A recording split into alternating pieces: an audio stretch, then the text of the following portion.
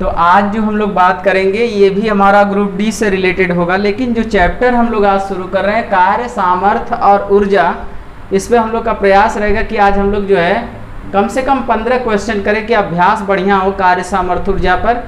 और देखते हैं, ज़्यादा समय को बर्बाद नहीं करते हैं और डेली आपको ऐसे ही 15 क्वेश्चन की सीट आपको प्रोवाइड होती रहेगी। लेकिन अगर आप चैनल पर नए हैं तो उसे लाइक, शेयर एंड सब्सक्राइब करना ना भूलिएगा। ज़्यादा समय को बर्बाद नहीं करते हैं। देखिए, ये पहला क्वेश्चन जो है ये भी आपके जो है रेलवे आरआरबी में पूछा हुआ क्वेश्चन है। ध्यान देते हैं क्या कह रहा है कि गतिज ऊर्जा के वेग में, गतिज ऊर्जा के वेग में 25% की वृद्धि कर देने पर गतिज ऊर्जा पर क्या प्रभाव पड़ेगा। तो देखिए, गतिज ऊर्जा पर क्या प्रभाव पड़ेगा अगर ये निकालना है तो गतिज ऊर्जा का आप सूत्र जानते होंगे, 12 mv² होता है।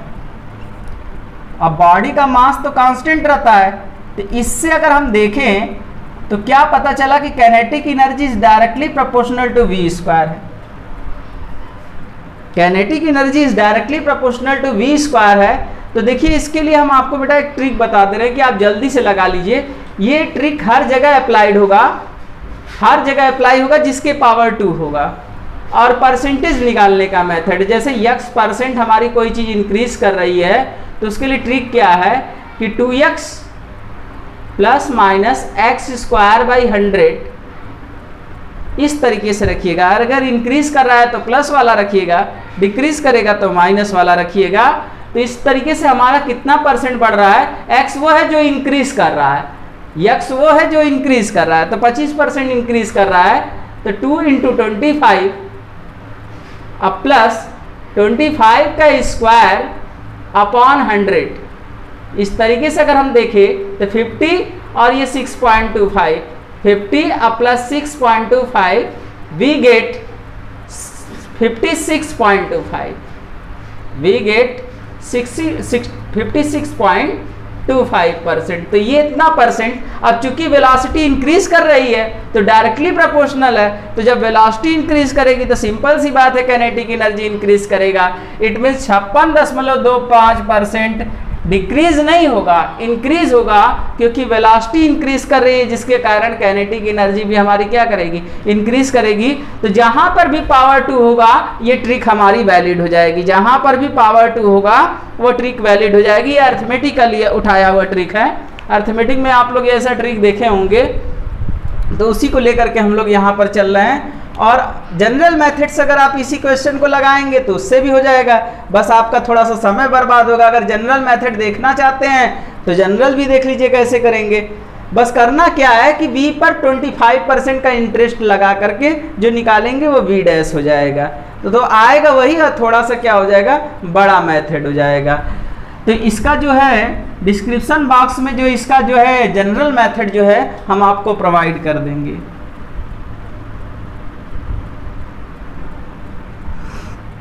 बढ़ते हैं क्वेश्चन नंबर 2 पे ध्यान देते हैं। क्वेश्चन नंबर 2 क्या कह रहा है कि यदि वस्तु की चाल आधी कर दें, वस्तु की चाल आधी कर दें तो गतिज ऊर्जा होगी। तो गतिज ऊर्जा का फार्मूला तो बेटा अभी हमने लिखा था कि since the kinetic energy is 12 mv², the kinetic energy is 12 mv², now here the kinetic energy is directly proportional to v²। Now the kinetic energy is directly proportional to v²। तो क्या कह रहा है, अब ये डायरेक्टली प्रोपोर्शनल क्या बताता है बेटा कि एक इंक्रीज करता है तो दूसरा भी इंक्रीज करता है, और एक डिक्रीज करता है तो दूसरा भी डिक्रीज करता है। तो कह रहा है कि जो हमारी चाल है, मतलब वेलोसिटी है, वो आधी हो जा रही है। आधी हो जा रही है मतलब अकॉर्डिंग टू क्वेश्चन, आप समझ रहे हैं क्या कह रहा है कि according to question v' is equal to v/2 हो जाए।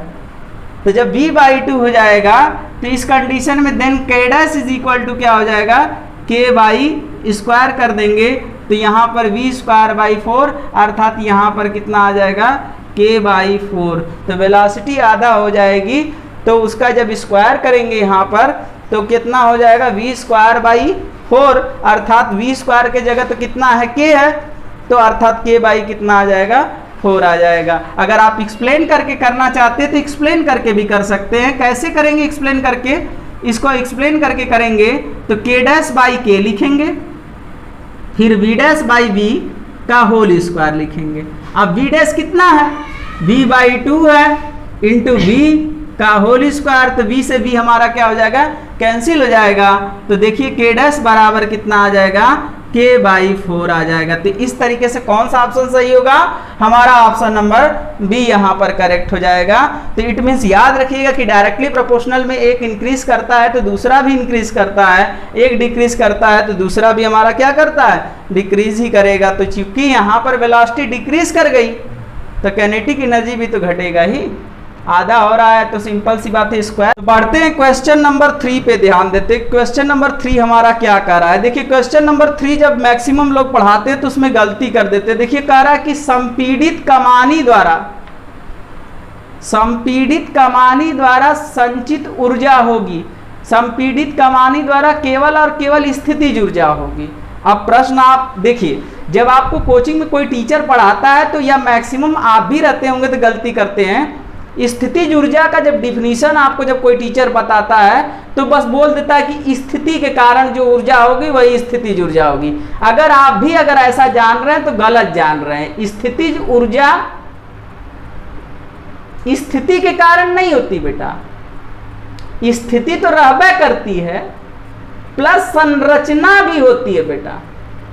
स्थिति और संरचना के कारण जो ऊर्जा उत्पन्न होती है वही स्थितिज ऊर्जा होती है। तो इसलिए अभी तक आप अधूरा जान रहे थे, केवल स्थिति के कारण स्थितिज ऊर्जा नहीं होती, स्थिति प्लस संरचना। अब कमानी में क्या है, एक स्ट्रक्चर है, संरचना है, तो संरचना के कारण जो ऊर्जा बनेगी वो कौन सी ऊर्जा होगी, स्थितिज ऊर्जा होगी। तो अर्थात कमानी में क्या होगी, एक स्ट्रक्चर होगा, एक संरचना होगी, तो संरचना के कारण जो ऊर्जा बनती है वो केवल और केवल क्या बनती है। तो कुछ लड़के तो ये सोचेंगे कमानी में क्या, कमानी तो स्थिर दिख नहीं रहा है, अर्थात इस तरीके से केवल स्थिति अगर आप रटे परिभाषा में तब गलत है। स्थिति प्लस संरचना, तो संरचना भी अगर कहीं आता है तो वो स्थितिज ऊर्जा का योगदान होगा। तो अर्थात यहाँ पर संपीड़ित कमानी है, तो कमानी को जब संपीड़ित करना मतलब दबा रहे हैं, तो दबाएंगे तो उसकी संरचना को दबा रहे हैं, तो संरचना के कारण जो ऊर्जा बनती है वो कौन सी ऊर्जा कहलाती है, स्थितिज ऊर्जा कहलाती है। तो ये भी आपके जो है आरआरबी में पूछा हुआ बहुत बढ़िया क्वेश्चन है, जिसमें लड़के गलती करते हैं कि संपीड़ित कमानी द्वारा संचित ऊर्जा होगी। तो याद रखिएगा केवल किसके कौन सी ऊर्जा होगी, स्थितिज ऊर्जा होगी। और क्यों होगी, क्योंकि यहाँ पर संरचना के कारण ऊर्जा बन रही है। तो क्वेश्चन नंबर 4 पे ध्यान देते हैं। क्वेश्चन नंबर 4 क्या कर रहा है कि 10 किग्रा के एक पिंड को 30 मीटर की ऊंचाई तक ले जाने पर फिर पुनः उसी स्थान तक ले आने पर जहां से वो चला था तो कार्य होगा। जहां से चला था अगर पुनः उसी जगह आप लेके आ गए तो विस्थापन तो शून्य हो गया। अब विस्थापन जब अगर शून्य हो गया, क्योंकि यहाँ पर कह रहा है जहां से उठाया गया पुनः उसी जगह आ गया, तो जब विस्थापन कह रहा है कि जहां से उठाया गया उसी जगह आ जाएगा तो शून्य। तो जब विस्थापन शून्य हो जाएगा तो कार्य हमारा कितना हो जाएगा, जब विस्थापन शून्य है तो कार्य भी हमारा क्या हो जाएगा, 0 हो जाएगा। अर्थात जो है सारा कुछ किया दिया धरा पानी में मिल गया, क्योंकि विस्थापन शून्य था जिसके कारण कार्य भी क्या हो गया, शून्य हो गया। तो इस तरीके से हम लोग जो चारों क्वेश्चन देखे हैं, ये चारों क्वेश्चन आपके जो है रेलवे के आरआरबी एग्जाम में पूछे हुए क्वेश्चन थे। तो हम लोग अब इस तरीके से डेली इसी तरह क्या करेंगे, कार्य सामर्थ्य ऊर्जा टॉपिक बना लेंगे कि जिससे ज़्यादा आपके आरआरबी एग्जाम में पूछा हुआ क्वेश्चन जिसमें जिस चैप्टर से ज़्यादा है उसको हम लोग पहले पिकअप कवर कर लेंगे, और फिर जो बाकी जो चैप्टर होंगे तो उसको बाद में करेंगे। क्योंकि कार्य सामर्थ्य ऊर्जा से क्वेश्चन बहुत ज़्यादा आया हुआ है, इसलिए इसको हम लोग जो है पहले किए हैं। बाकी क्वेश्चन नंबर 5 देखते हैं थोड़ी देर के बाद। बढ़ते हैं क्वेश्चन नंबर 5 पे ध्यान देते हैं कि निम्नलिखित में से किसमें केवल परिमाण होता है, दिशा नहीं होती। अच्छा, जो अदिश राशि होगा उसी में परिमाण होगा, केवल दिशा से कोई नहीं मतलब होगा। तो जो राशि अदिश होगी उसी में केवल परिमाण की आवश्यकता होगी, दिशा से कोई लेना देना नहीं होगा। तो संवेग एक सदिश राशि है, हमारा वीडियो नंबर 1 देखिएगा, उसमें अदिश अदिश बताया हूं मैं। तो संवेग भी सदिश है, विस्थापन भी सदिश है, कार्य एक अदिश राशि है। तो जब कार्य एक अदिश राशि होगी तो उसी में केवल परिमाण की आवश्यकता होगी। तो ऑप्शन नंबर सी सही होगा, क्योंकि बल भी तो सदिश है और यहाँ पूछ रहा है केवल परिमाण की आवश्यकता हो। तो केवल परिमाण होगा, दिशा नहीं होगा, तो वही तो अदिश राशि है। तो अदिश राशि इसमें से कौन सा दिख रहा है, कार्य ही दिख रहा है, बाकी सब तो सदिश दिख रहा है। क्वेश्चन नंबर 6 पे ध्यान देते, कह रहा है कि निम्न में से कौन सा अधिक काम करता है, काम कर सकता है। तो कौन अधिक काम कर सकता है ये पूछा जा रहा है। तो एक थियरम है बेटा, क्या? कार्य ऊर्जा प्रमेय। कार्य ऊर्जा प्रमेय अगर आप लगाते हैं तो किया गया कार्य जो होती है वो गतिज ऊर्जा में परिवर्तन के बराबर होती है। तो कह रहा है कि घूमता हुआ पहिया, अगर एक पहिया घूमेगा तो बहुत तेजी से तो घूम नहीं सकता, अगर घूमेगा तो कोणीय वेग उसका कम होगा, और जब कोणीय वेग कम होगा तो गतिज ऊर्जा कम होगी, और गतिज ऊर्जा कम होगी तो कार्य भी क्या होगा? कम होगा। अगला सुनिए, बंदूक की एक गोली, बंदूक की एक चलती हुई गोली, अब बंदूक की एक चलती हुई गोली है तो गोली का वेग आपको पता होगा कि बहुत तेज होता है, 400-500 मीटर पर सेकंड के वेग से जाती है।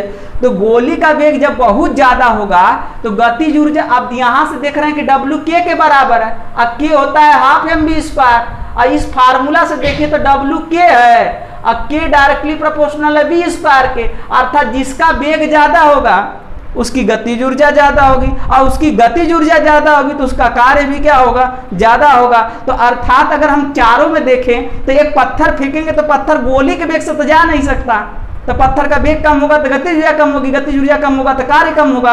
अर्थात अगला उठाते, एक उठाया हुआ हथौड़ा भी इतनी तेजी से बहुत ज्यादा ऊंचाई तक तो ले नहीं जाएंगे। अर्थात यहाँ पर सबसे सटीक आंसर जो बैठ रहा है वो बंदूक से निकली हुई क्या है? गोली है, क्योंकि गोली का वेग बहुत ज्यादा होता है जिसके कारण गतिज ऊर्जा ज्यादा होगी, अगर गतिज ऊर्जा ज्यादा होगी तो कार्य भी क्या होगा? ज्यादा होगा।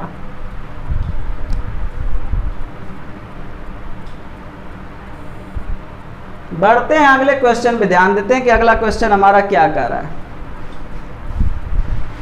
अगला क्वेश्चन ये कह रहा है कि 20 न्यूटन का एक बल एक वस्तु पर 2 मीटर विस्थापित कर देता है, एक वस्तु को 2 मीटर विस्थापित कर देता है और 20 जूल कार्य करता है। बल और विस्थापन के बीच का कोण होगा। तो बेटा आपको W बराबर बताया गया है कि Fs cos थीटा होता है, W बराबर Fs cos थीटा होता है। तो W का मान कितना है? 20 जूल। बल कितना लग रहा है? 20 न्यूटन। विस्थापित कितना हुआ? 2 मीटर। cos थीटा पूछ रहा है, 20 से 20 कट जाएगा तो cos थीटा बराबर 1/2 आ गया। तो cos का ऐसा कौन सा मान होता है जो 1/2 होता है? 60 डिग्री का मान होता है। इस तरीके से ऑप्शन नंबर 1 सही होगा इसका। ये जो भी क्वेश्चन आपको कराया जा रहा है बेटा, अगर आप चैनल पे नए हैं तो उसे लाइक शेयर एंड सब्सक्राइब करना ना भूलिएगा।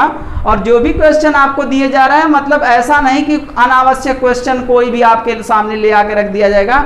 जो भी क्वेश्चन है सब RRB के पूछे हुए क्वेश्चन है, उसमें से भी सिलेक्टेड क्वेश्चन आपके सामने रखा जा रहा है कि जो आपके एग्जाम में आ सकते हैं RRB ग्रुप डी में।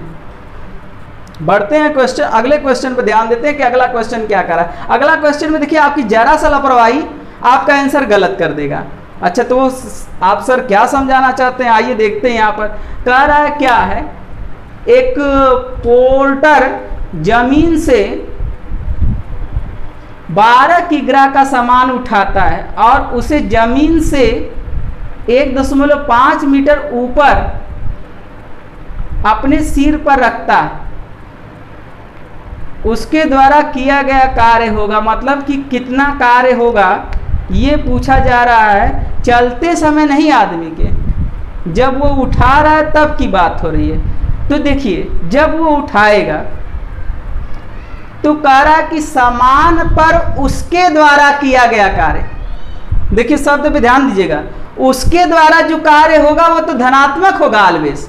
लेकिन अगर इसी जगह एक शब्द दे देता कि गुरुत्व बल द्वारा किया गया कार्य होगा, तो बेटा तब यहाँ ऋणात्मक आप मारते। क्यों? क्योंकि गुरुत्व की दिशा हमेशा नीचे की ओर होती है, अब विस्थापित किधर हो रहा है? ऊपर की ओर, तब कोण 180 डिग्री का बन जाता। लेकिन यहाँ पर बस पूछ रहा है कि उसके द्वारा कार्य कितना होगा। तो जब उसके द्वारा कार्य पूछा जाएगा तो W बराबर आप क्या जानते हैं बेटा? W बराबर तो आप F इंटू एस जानते हैं। W बराबर आप F इंटू एस जानते हैं। F बराबर क्या होता है बेटा? अब यहाँ पर F की जगह तो mg रख देंगे। अब विस्थापन h के बराबर हो जाएगा, तो mgh, तो m है 12, g है 10 और h का मान यहाँ पर जो काम कर रहा है 1.5 है, तो ये हो जाएगा 15 और ये हो जाएगा 12। 15 दहा में 150, 165, 180, 180 जूल होगा। तो बेटा ये 180 जूल माइनस भी हो सकती है और प्लस भी हो सकती है। तो ये माइनस कब होती, बस अगर इसी जगह पूछ दिया होता कि गुरुत्व बल द्वारा किया गया कार्य होगा तो क्या होगा, तो गुरुत्व बल द्वारा अगर पूछ देता तब ये ऋणात्मक हो जाता बेटा, क्योंकि गुरुत्व बल की दिशा हमेशा सदैव नीचे की ओर हो जाती है और विस्थापन ऊपर की ओर हो जाता, तो कोण 180 डिग्री का बन जाता और कार्य उस समय क्या हो जाता, ऋणात्मक हो जाता। चूंकि आपके द्वारा पूछा गया है तो आपके द्वारा तो कार्य क्या होगा, वो धनात्मक ही होगा, लेकिन जो कार्य हो रहा है वो गुरुत्व के क्या है, विरुद्ध है। तो यही 180 जूल माइनस में कब होगा, जब गुरुत्व बल द्वारा किया गया कार्य पूछा जाता। तो ऐसा भी आरआरबी में पूछा गया है, अभी थोड़ी देर बाद उस टाइप का भी क्वेश्चन देखते हैं।